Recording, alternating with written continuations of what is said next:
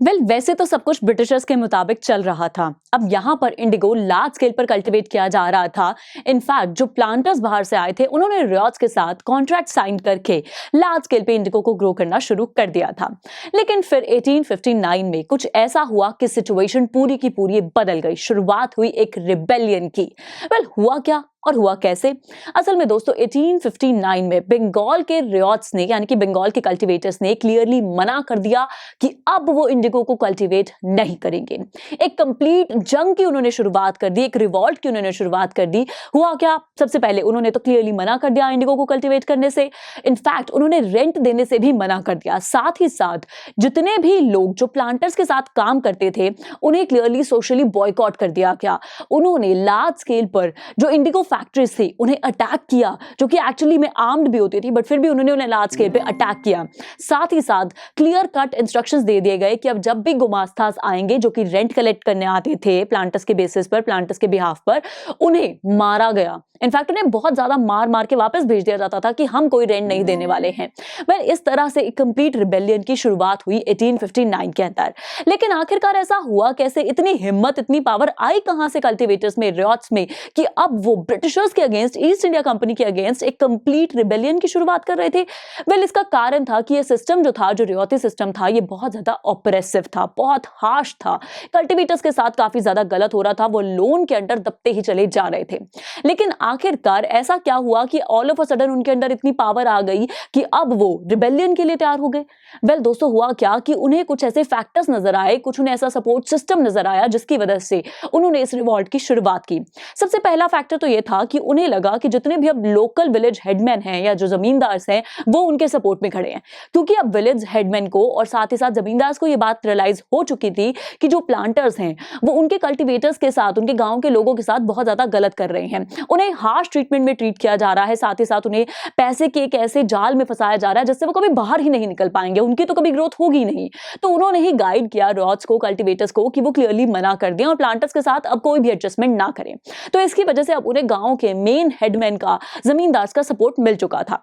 साथ ही साथ कुछ इंसिडेंट्स ऐसे हुए कि अब यहां पर जितने भी जो इंडिगो के पीजेंट्स थे उन्हें लगा कि जो ब्रिटिश गवर्नमेंट है, मेन गवर्नमेंट, वो उनके सपोर्ट में खड़ी है, प्लांटर्स के सपोर्ट में नहीं। क्यों?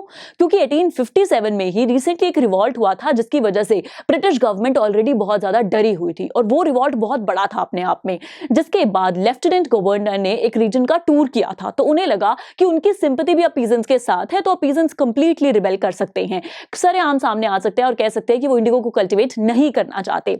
एक और ऐसा मेजर स्टेप तब आया जब यहां पर एशले के दिए गए नोटिस का गलत मतलब निकाला गया। हुआ क्या कि जो एशले थे उन्होंने एक नोटिस दिया था, उन्होंने एक स्टेटमेंट दी थी। उनका कहना था कि जो भी कल्टीवेटर्स हैं, रियॉट्स हैं, उन्हें कोई भी मजबूरी नहीं है, कोई उन्हें फोर्स नहीं कर रहा है कॉन्ट्रैक्ट साइन करने को। आपकी मर्जी है तो कॉन्ट्रैक्ट को साइन कीजिए और नहीं है तो नहीं कीजिए।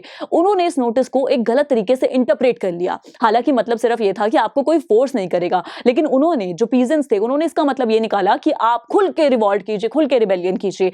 यहां पर इन तीन मेजर फैक्टर्स की वजह से यह कंप्लीट ब्लू रिबेलियन की शुरुआत हुई। यहां पर एक बहुत बड़ा रिबेल शुरू हो जाता है।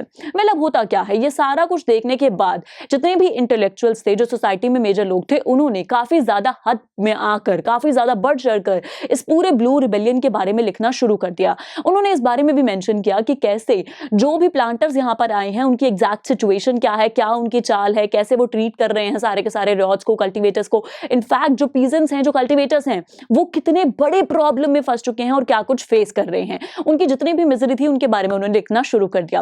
तो अब यहां पर इतनी सारी सिचुएशंस को देखने के बाद एक कमीशन सेटअप करी गई। इंडिगो कमीशन को सेटअप किया गया जिसके अकॉर्डिंगली ये देखा जाएगा कि आखिर आगे करना क्या है, कमीशन का आउटकम क्या निकला।